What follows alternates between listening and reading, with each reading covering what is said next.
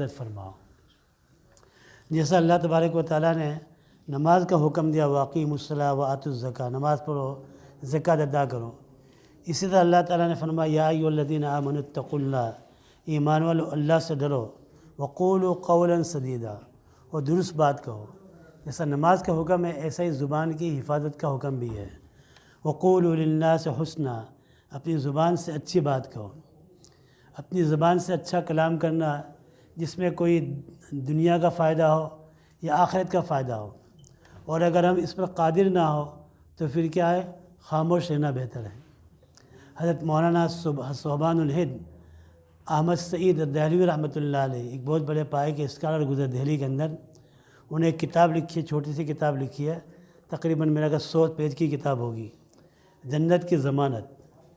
اس میں پوری کتاب کے اندر ایک حدیث کو بیان کیا ہے کہ اللہ کے رسول صلی اللہ علیہ وسلم من سلم المسلمون من لسانی و یدی، کامل ایمان والا تو وہی ہے جس کی زبان اور جس کے ہاتھ سے لوگ محفوظ رہے، کسی کو تکلیف نہ پہنچے۔ پوری کتاب اس پر لکھ دی ہے۔ حضرت ابو ذر رضی اللہ تعالیٰ عنہ فرماتے ہیں کہ خاموش رہا کرو، کیونکہ خاموشی جو ہے شیطان کو دور کرتی ہے، خاموشی شیطان کو دور کرتی ہے اور دین کے کاموں میں مددگار ہوتی ہے۔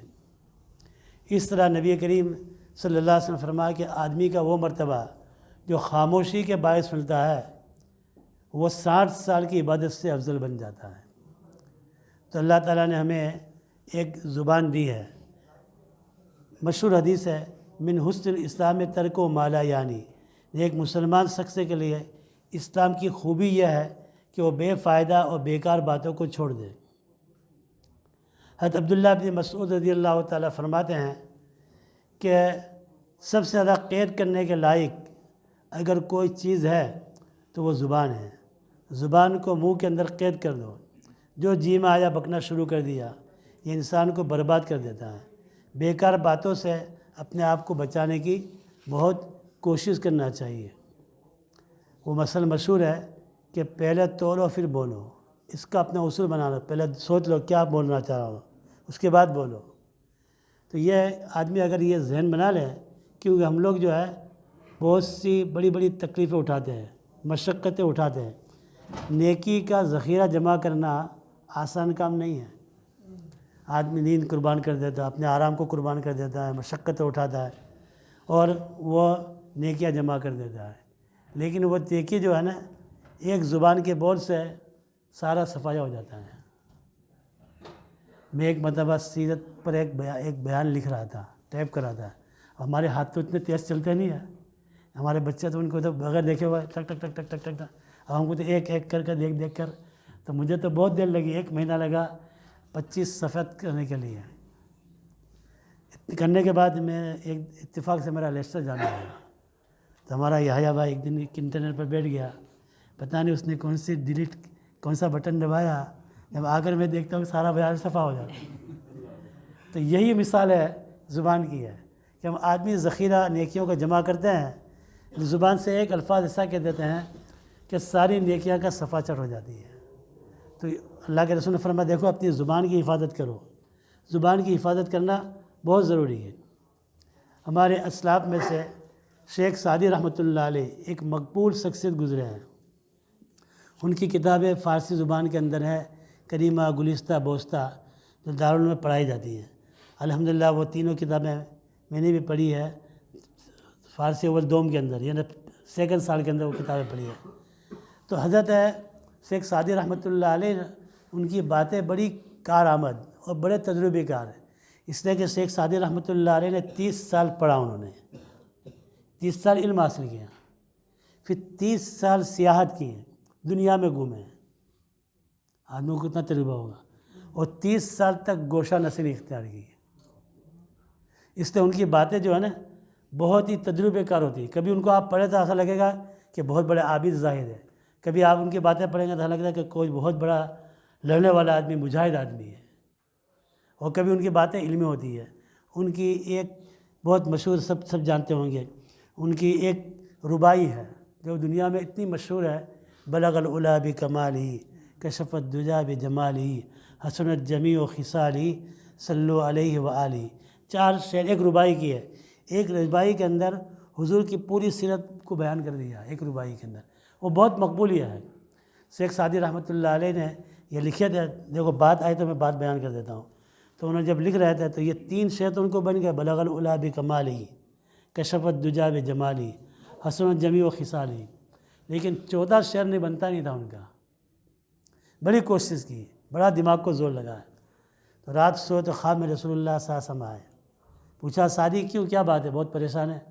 کیونکہ اللہ کے رسول آپ کے شان میں نے ایک اشعار لکھا تھا، لیکن 3 اشعار تو لکھ لے میں نے، لیکن 14 شعر تو بنتا ہی نہیں ہے، بہت دماغ پر زور لگا ہے۔ حضور صلی اللہ علیہ وسلم فرمایا کیا تم نے بنایا؟ تو نے کہا بلغ العلا بکمالہ، کشف الدجا بجمالہ، حسن الجمیع و خصالہ۔ تو حضور نے فرمایا 14 شعر تو بنایا ہے، صلو علیہ وآلہ۔ تو یہ شیخ سعدی رحمۃ اللہ علیہ کی باتیں جو تھے، یہ 7ویں صدی کی ہجری کے بزرگ تھے۔ انگریز نے شیخ سعدی کو قید کر دیا تھا۔ تو گلستہ کے بارے میں انگریزوں کا مقولہ یہ ہے کہ کسی شخص کی تحریر میں، یہ کسی ایک شخص کی تحریر معلوم نہیں ہوتی، کسی ایک شخص کی کتاب نہیں ہے، ایک پوری کمیٹی، ایک پوری جماعت نے مل کر یہ گلستہ کو لکھا ہے، ایسی کتاب تھی۔ حضرت مولانا انور شاہ کشمیر رحمۃ اللہ علیہ، اللہ تعالیٰ نے ان کو غضب کا حافظہ دیا تھا۔ وہ فرماتے تھے کہ اس وقت دیوبند کے اندر 14,000 کتابیں تھیں، میں 14,000 کتاب کا حافظ ہوں، میں ایک مرتبہ پڑھ لیتے تھے وہ حافظ ہوتے تھے۔ وہ کہتے ہیں میں ہر کتاب کو ایک مرتبہ پڑھ کر لکھ سکتا ہوں، لیکن 2 کتاب کو میں نہیں لکھ سکتا ہوں، ایک شیخ سعدی کے گلستہ کو اور ایک ہدایہ کو۔ تو ایسی کتاب تھی۔ تو بہرحال بندے نے یہ کتاب پڑھی۔ ہمارے استاد تھے حضرت مولانا احمد گورا صاحب، وہ ہم کو پڑھاتے تھے اور کہتے تھے یہ کتاب گلستہ بوستہ تو ایسی ہے کہ آخری سال میں پڑھانا چاہیے، اخلاقیات کی تعلیم اس کے اندر ہے۔ تو شیخ سعدی رحمۃ اللہ علیہ کی کچھ باتیں ہیں آج کی مجلس کے اندر، ہم سمجھو کہ آپ کچھ شیخ سعدی کے مجلس میں لے جانا چاہتا ہوں، ان کی مجلس میں کیسی کیسی باتیں ہوتی تھیں۔ شیخ سعدی رحمۃ اللہ علیہ نے لکھا ہے کہ اللہ تعالیٰ نے پہاڑوں کو بلندی عطا فرمائی، اور فلک بہت سر بلندی عطا فرمائی، کتنے بڑے بڑے پہاڑ اونچے اونچے ہیں، آسمانوں سے باتیں کرتے ہیں، اور اس طرح ان کو پرسکون بنایا۔ کیوں بنایا؟ ان کو سر بلندی کیوں دی؟ اس لیے کہ خاموش ہے، وہ پہاڑ جو ہے نا خاموش ہے۔ اس طرح علم کے اپنے آپ کو دعویٰ کرنے والے، اپنے آپ کو بہت بڑا سمجھنے والے، تو بھی اپنی زبان کو قابو میں رکھ، یعنی اپنی زبان کو اپنے منہ میں سی لے، تو اس سے کوئی حساب کتاب نہیں ہوگا۔ اور اگر بولنے کی نوبت بھی آئے تو ایسا بولے کہ سیب جو ہے نا، سیب دیکھو یہ مثال کہاں سے کہا دیتے ہیں، سیب جب اپنے موتی کھولتی ہے نا تو اس میں سے کیا نکلتا ہے؟ جی ہیرا نکلتا ہے نا، پرس نکلتا ہے نا، اس میں سے ہیرا نکلتا ہے۔ تو اپنے آپ کو بہت ہوشیار سمجھنے والے، ایک تو اپنی زبان کو اپنے منہ میں قابو میں رکھ، اور اگر بولنا ہی ہے تو سیب کی طرح منہ کھول کہ تیری زبان سے نکلے ایسے کارآمد باتیں نکلے، کام کی باتیں نکلے، مفید باتیں نکلے، یا تو خاموش رہے یا بول تو اس طرح بول جیسا سیب کا منہ کھلتا ہے تو وہ ہیرا نکلتا ہے، ایسی اچھی بات تیری زبان سے نکلے۔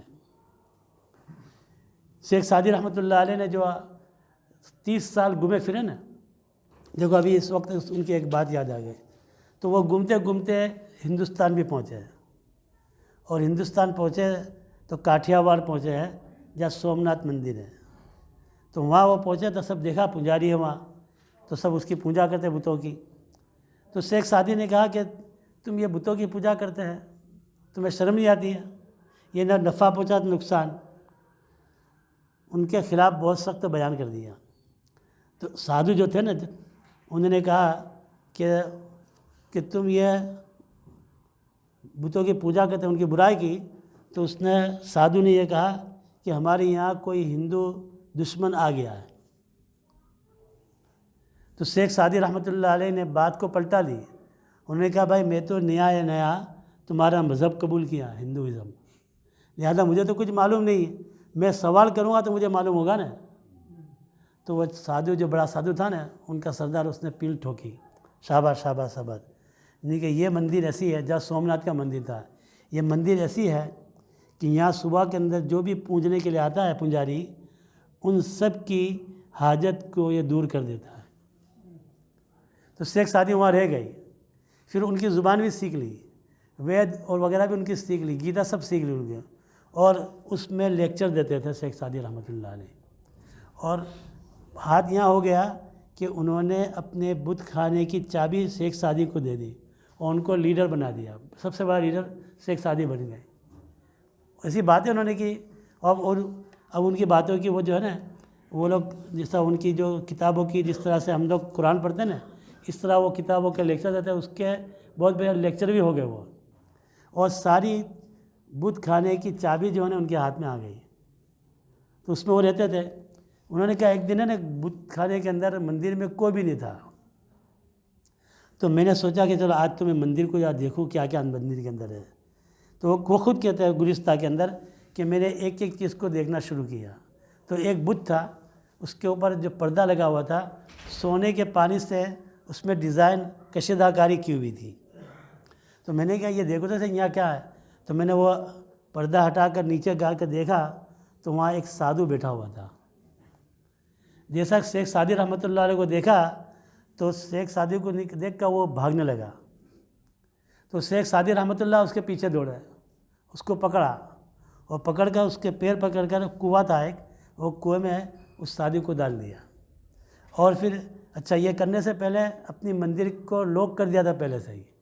پھر شیخ سعدی نے اس کو پکڑ کے ڈال دیا، اور ڈال کر پھر پیچھے کے راستے سے دہلی، اور دہلی سے پانی پت ہوتے ہوئے ایران پہنچ گئے، فارس کے تھے شیخ سعدی رحمۃ اللہ علیہ۔ خیر یہ تو درمیان میں قصہ ہو گیا۔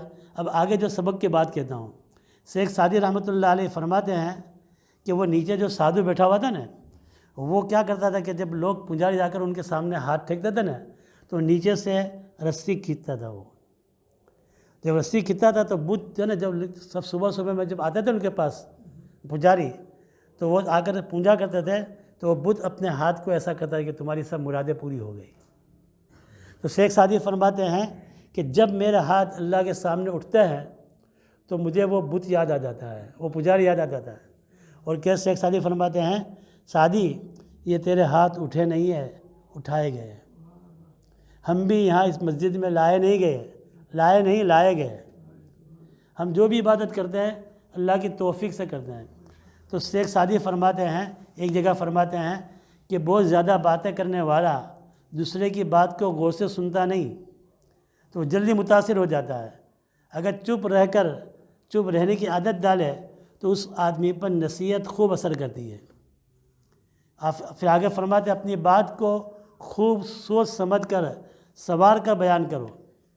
انسان کی ذات میں کلام جو ہے یہ بڑی کام کی چیز ہے، لیکن جاہل آدمی، نادان آدمی بے موقع جو ہے وہ اپنی بات کو کرتا رہتا ہے، بخلاف اس کے کہ عقل مند آدمی سوچ سمجھ کر بات کرے گا۔ اور جاہل آدمی جب بولنا شروع کرے گا 10-20 باتیں کرنے کے بعد ہی وہ خاموش رہتا ہے۔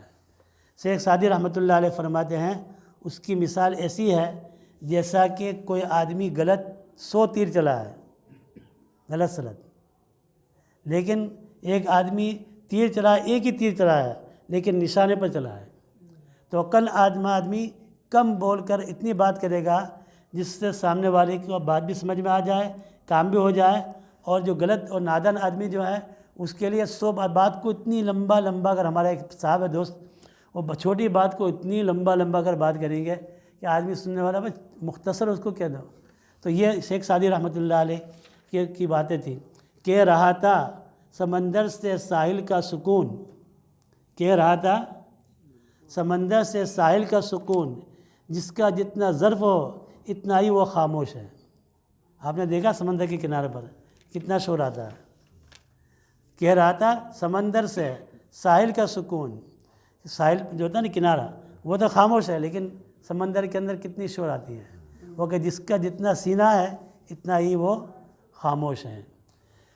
آدھے شیخ سعدی رحمۃ اللہ علیہ فرماتے ہیں کہ خدا تعالیٰ نے چوپائیوں کے اندر کچھ چوپائیوں کو بے زبان بنایا، جانور جو ہے بے زبان، اور انسان کو زبان دار بنایا۔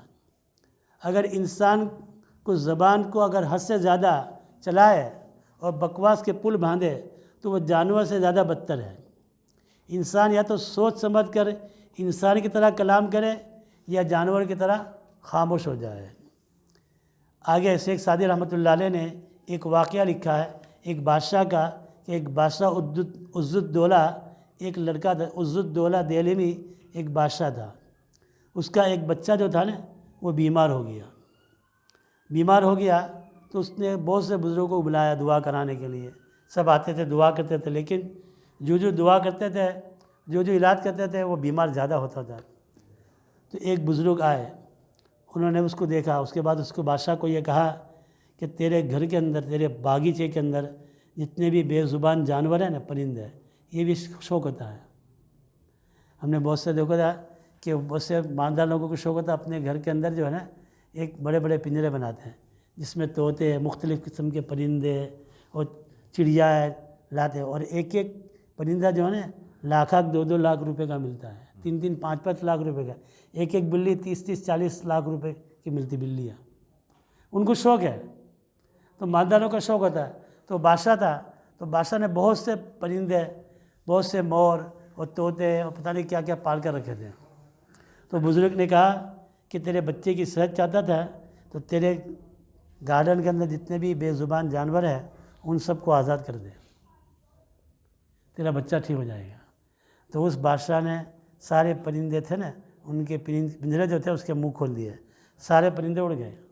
لیکن باغ کا جو دروازہ تھا نا اس کے پاس ایک بلبل، اس کو اس نے آزاد نہیں کیا تھا، اس کو ویسے ہی بدستور پنجرے کے اندر قید تھا بیچارہ۔ دوسرے دن وہ آہستہ آہستہ بچہ صحت مند ہو گیا۔ جب صحت مند ہو گیا تو وہ اپنے باغ کے اندر گھومنے کے لیے نکلا صبح میں، تو اس نے دیکھا کہ سارے پرندے کو باپ نے آزاد کر دیے تھے، لیکن ایک بلبل جو ہے وہ پنجرے کے اندر بدستور باقی ہے۔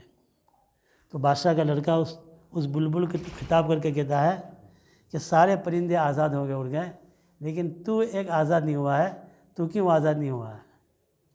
تیری خوشگلو کی وجہ سے، تو اتنا اچھا بولتا ہے، اس بولنے کی وجہ سے، زبان کی وجہ سے تو قید ہے۔ اگر تیری زبان نہیں ہوتی تو بھی آزاد ہو جاتا۔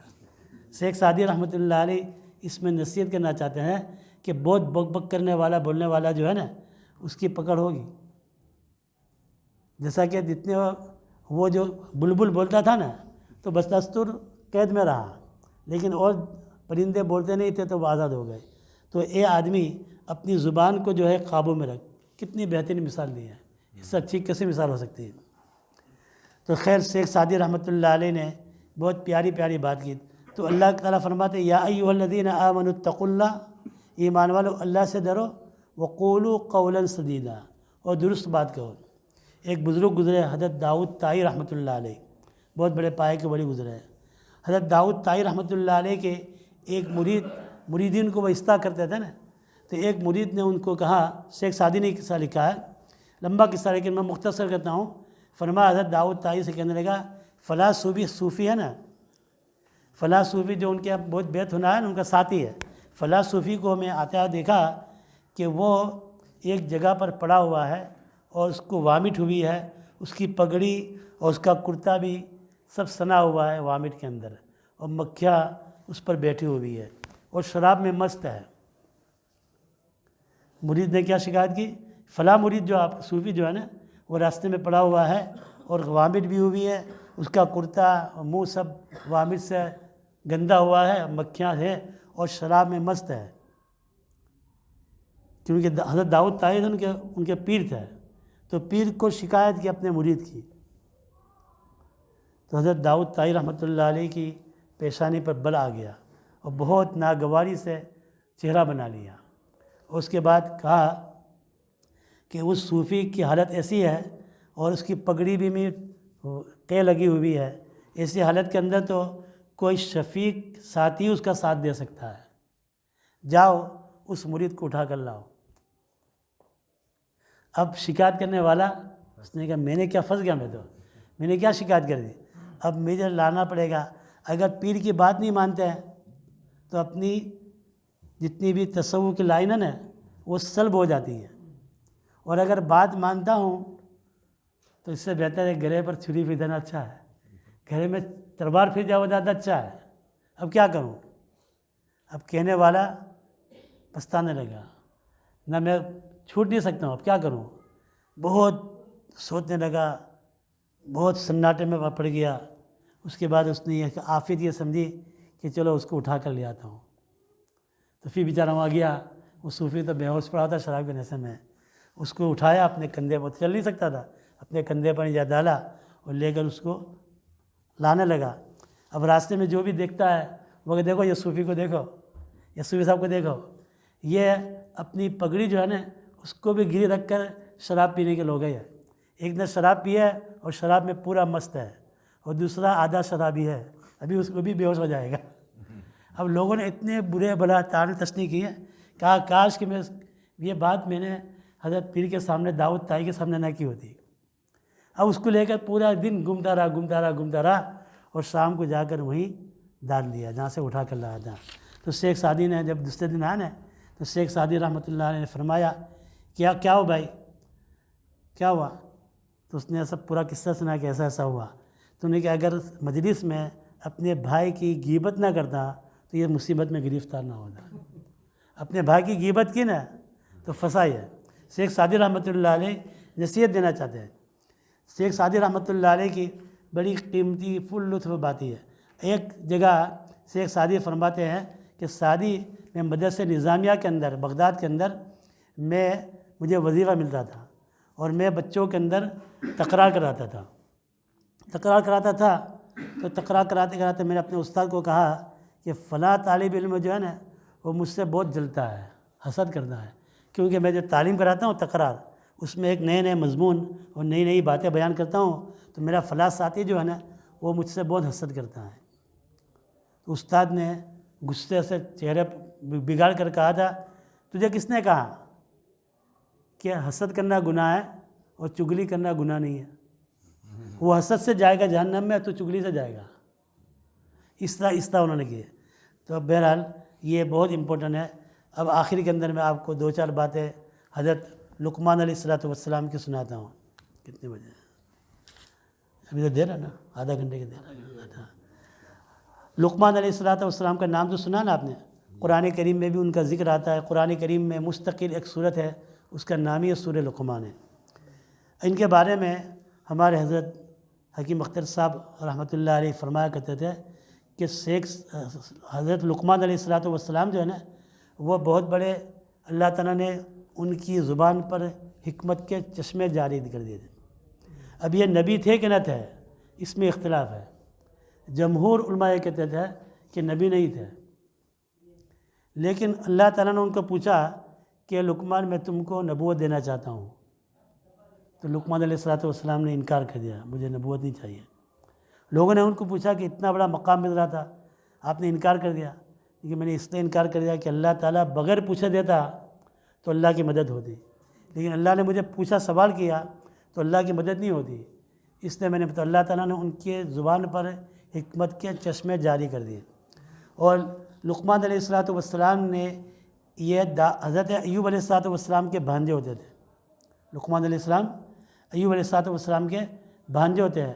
حضرت رئیس المفسرین ترجمان القرآن حضرت عبداللہ بن عباس رضی اللہ تعالیٰ فرماتے ہیں کہ لقمان پیغمبر نہ تھے نہ بادشاہ تھے، بلکہ سیاہ فام تھے، حبشی کالے تھے. اور اللہ تعالیٰ نے ان کی زبان پر حکمت کو جاری کر دیا تھا. ان کی باتیں اتنی پیاری تھی کہ اللہ تعالیٰ نے قرآن کریم میں بھی ایک سورت نازل فرمائی پوری مستقل. اور انہوں نے 1000 نبیوں سے ملاقات کی ہے اور ان کی خدمت بھی کی ہے. تو لقمان علیہ السلام رضی اللہ تعالیٰ عنہ سے امام مالک رحمۃ اللہ علیہ نے لکھا ہے حدیث کہ قیل لقمان حکیم ما بلغ بک ما نرا، یعنی الفضل. فرمایا لقمان علیہ السلام سے پوچھا گیا کہ اللہ تعالیٰ نے آپ کو یہ اونچا مقام عطا فرمایا، اس کی وجہ کیا ہے، کیا وجہ سے عطا فرمایا؟ تو لقمان علیہ السلام نے کہا کہ 3 وجہ سے اللہ تعالیٰ نے مجھے یہ درجہ عطا فرمایا. ایک صدق الحدیث، بات میں کرتا ہوں سچ بولتا ہوں، سچ کے سوا نہیں بولتا. صدق الحدیث ایک بات. واداء الامانہ، اور امانت کو پورا ادا کرتا ہوں. وترک ما لا یعنی، اور بیکار اور فضل باتیں کو میں نے چھوڑ دیا ہے. 3 باتیں تھیں. ایک زبان کی سچائی، امانت کو ادا کرنا، اور تیسرا بیکار اور لغو باتوں کو چھوڑ دینا۔ لقمان کو اللہ تعالیٰ نے یہ متاع عطا فرمایا۔ اچھا، اس کے لیے ایک بات یہ بھی ہے کہ حضرت ابو ذر غفاری رضی اللہ تعالیٰ عنہ کی ایک حدیث ہے جس کو حضرت انس رضی اللہ تعالیٰ عنہ بیان کرتے ہیں۔ وہ فرماتے ہیں کہ حضرت انس رضی اللہ فرماتے ہیں ایک مرتبہ رسول اللہ صلی اللہ علیہ وسلم نے فرمایا، یا ابا ذر الا ادلک علی خصلتین ہما اخف الزر واثقل فی المیزان۔ فرماتے ہیں کہ اللہ تعالیٰ نے فرمایا، ابو ذر میں تمہیں دو عادتیں بتاؤں، دو خصلتیں بتاؤں جس پر عمل کرنا بہت آسان ہے، لیکن میزان عمل کے اندر بہت ہیوی ہے۔ نیکی کا جو میزان ہوگا اس میں بہت ہیوی ہے۔ تو میں نے کہا قلت بلا یا رسول اللہ، اللہ کے رسول ضرور بتائیے کیا ہے وہ؟ تو آپ نے فرمایا طول السم و حسن الخلق،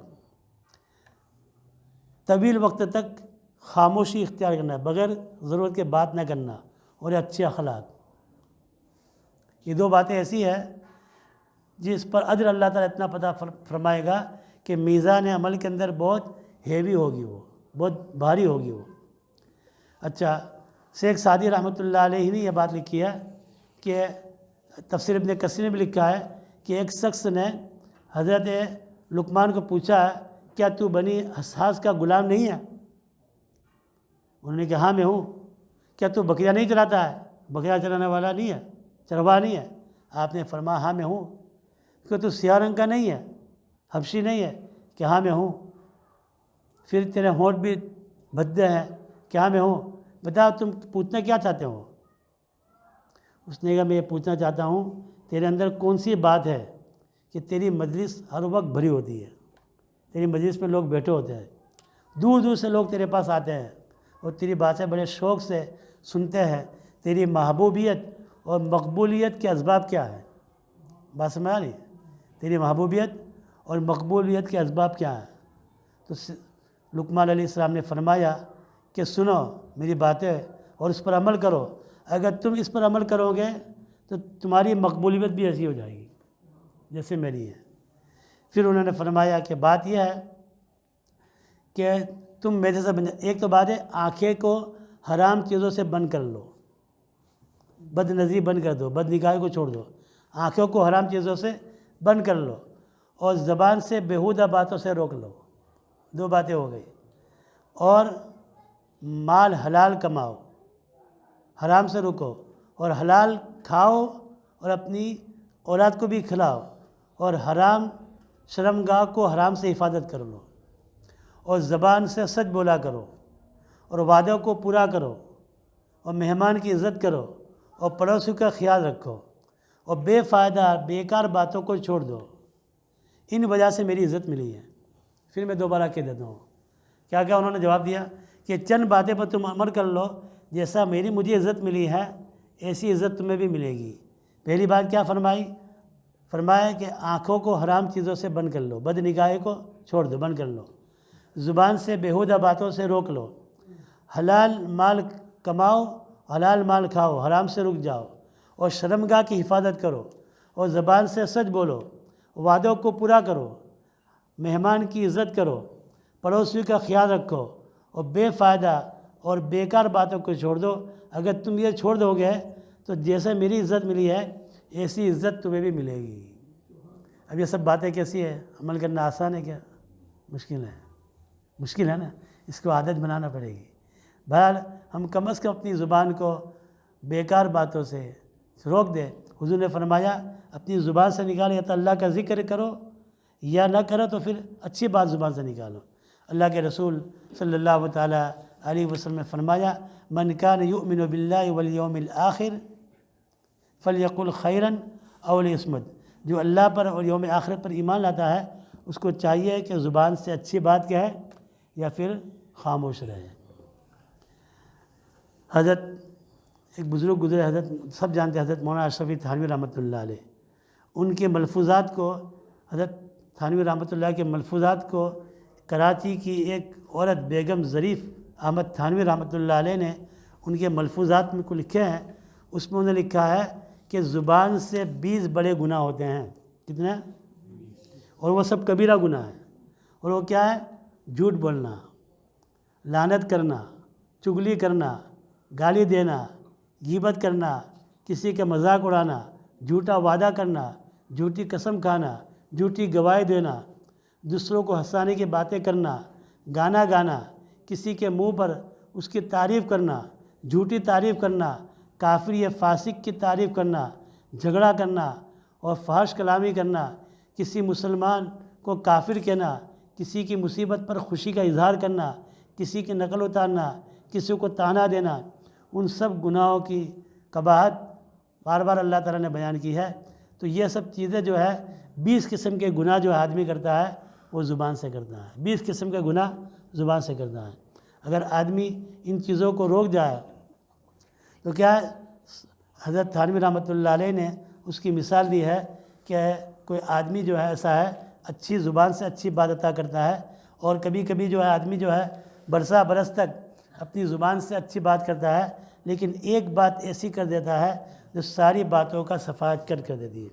پھر اس کی مثال حضرت تھانوی رحمۃ اللہ نے ایسی دی ہے کہ جس زبان سے ہم اچھا کلام کرتے ہیں نا، اب اس زبان سے اگر غلط بات کرے، اس کی مثال تو زبان کی طرح ہے کہ جس چمچ سے ہم اچھی بریانی نکالتے ہیں، فالودہ نکالتے ہیں، اچھی نعمت نکالتے ہیں، اور اسی چمچ سے اگر کوئی غلاظت نکالے تو شیخ سعدی فرماتے ہیں کہ حضرت تھانوی رحمۃ اللہ فرمایا کہ جس زبان سے ہم اچھا کلام اللہ پڑھتے ہیں، کلمہ طیبہ پڑھتے ہیں، اچھے کلام پڑھتے ہیں، اب اسی زبان سے غیبت کرنے لگے، اسی سے جھوٹ بولنے لگے، اسی سے چغلی کرنے لگے، تو یہ ایسا ہی ہے کہ جس چمچ سے ہم اچھا پاکیزہ چیز نکال دیتے ہیں، اسی زبان سے اسی چمچ سے ہم غلط چیزیں بھی، غلاظت بھی اور ناپاکی بھی نکالنا شروع کر دیں. تو اللہ تعالیٰ نے ہمیں زبان بہت بڑی نعمت دی ہے، اور اللہ تعالیٰ نے یہ زبان ماں کے پیٹ سے ہوا نا. ہمارے حضرت فرماتے تھے کہ اللہ تعالیٰ نے ماں کے پیٹ میں جو حمل ٹھہرتا ہے نا، تو ماں کے پیٹ میں جب بچہ گرو ہوتا ہے نا، تو یہ اس کو بھی خوراک ملتی ہے. اس کو خوراک کہاں سے ملتی ہے؟ ناف سے ملتی ہے. ناف سے ملتی ہے نا، اس کو ملتی ہے. جب اللہ تعالیٰ نے ماں کے پیٹ میں تمہاری زبان کو گندی نہیں کیا، ناف کے ذریعے سے خوراک ملتی ہے. اب دنیا میں آ کر تم اس زبان کو پلید کر دیتے ہو، اس سے غیبت کرتے ہو، اس سے چغل خوری کرتے ہو، اس سے جھوٹ بولتے ہو. اس کتنی چلتا ہے، اور 2 نمبری کتنی چلتی ہے. نام بورڈ کچھ مارا ہے، کام کچھ ہوا ہے، کتنے لوگ کرتے ہیں. تو یہ کیا ہے؟ سب غلط باتیں ہیں. تو فرمایا میں کہ کہنا چاہتا تھا، بعض ذہن سے نکل گئی. درود شریف پڑھ اللہم صلی اللہ علیہ وسلم. تو یہ 20 قسم کے گناہ جو ہیں یہ زبان سے ہوتے ہیں. تو اللہ تعالی ہمیں بھی اس سے بچنے کی توفیق عطا فرمائے.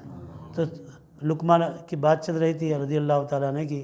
بادشاہ کے وہ خادم رہے تھے، تو ایک دن بادشاہ نے ان کو ایک بکری دی اور کہا کہ اس بکری کو ذبح کرو، اور سب سے اچھی بہترین چیز جو ہے نا، اچھی چیز لا کر میرے سامنے پیش کرو. لقمان گئے اور بکری ذبح کی، اور ایک پلیٹ کے اندر دل اور زبان لا کر رکھ دیا. بہت اچھی بات ہے. کچھ دن کے بعد پھر ایک بکری دی، نے کہ لقمان اس کو ذبح کرو، اس بکری کی سب سے بری چیز لا کر میرے سامنے پیش کرو. تو لقمان علیہ السلام نے بکری کو ذبح کی، ایک پلیٹ میں زبان اور دل لا کر رکھ دیا. وہ سمجھے کہ شرمگاہ یا ایسی کوئی چیز لا کر رکھیں گے. تو بادشاہ نے پوچھا کہ جب میں نے کہا کہ سب سے عمدہ چیز لا کر رکھو تو بھی تم نے زبان اور دل رکھا، اور سب سے بدترین چیز کہا تو بھی زبان اور دل لا کر رکھ دیا. لقمان نے کہا انسان صحیح ہو جائے تو انسان کے جسم میں زبان اور دل سب سے بہترین چیز ہے، اور انسان بگڑ جائے تو یہ زبان اور دل یہ سب سے برا بھی ہے. تو باری رمضان کے مہینے میں اب چند دن رہ گئے. اللہ تعالیٰ ہم سب کو ایسے مبارک ایام زندگی میں بار بار نصیب فرمائے، اور جو کچھ ہم نے نیکی کی کہا کہ اللہ تعالیٰ اپنی رحمت سے قبول فرمائے، اور یہ بقیہ دنوں کے ہمیں قدر کرنے کی توفیق عطا فرمائے.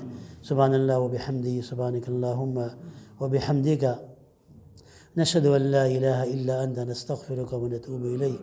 یا ارحم الراحمین، یا ارحم الراحمین، یا ارحم الراحمین، یا ذا الجلال والاکرام، یا ذا الجلال والاکرام، یا حنان یا منان، یا حنان یا منان، یا حنان یا منان، یا ارحم الراحمین ہم سب کے گناہوں کو معاف فرما، خطاؤں کو درگزر فرما، لغزشوں کو معاف فرما۔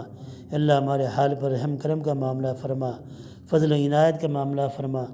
اللہ ہمارے عیوبات کو دنیا آخرت میں پردے ڈال دے۔ یا ارحم الراحمین ہماری عیوبات کو دنیا آخرت کے اندر پردے ڈال دے، ستاری کا معاملہ فرما۔ اللہ جو پریشان حال ہے ان کی پریشانی کو دور فرما، جو مصیبت زدہ ہے ان کی مصیبتوں کو دور فرما، جو فکروں میں مبتلا ہے اللہ ان کی فکروں کو دور کر کر ان کے گھر میں خوشیاں نصیب فرما۔ یا اللہ ہمیں دین پر استقامت نصیب فرما، یہاں کے ایمان سوز اخلاق سوز ماحول میں ہماری اولاد کی اور ہماری نسلوں کی حفاظت فرما۔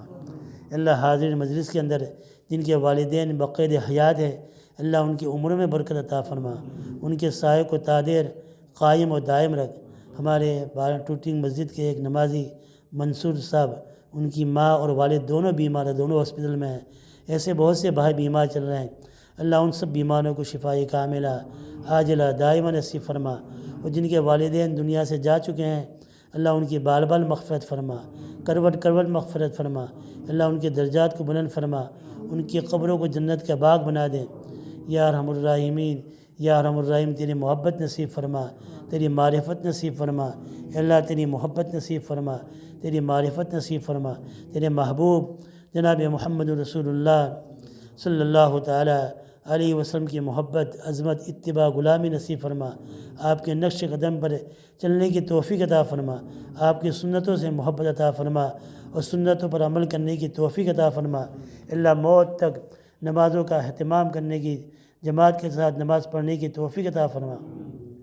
اللہ تیرے کلام پاک کی تلاوت کرنے کی توفیق عطا فرما اور تلاوت کی حلاوت سے ہم سب کو مالا مال فرما۔ اللہ تیرے ذکر کرنے کی توفیق عطا فرما اور ذکر کی لذت سے ہم سب کو مالا مال فرما۔ اللہ تیرے ذکر کی لذت سے ہم سب کو مالا مال فرما۔ اللہ گناہوں کے مقامات سے ہم پناہ چاہتے ہیں، ہمیں پناہ نصیب فرما۔ اللہ گناہوں سے بالاختیار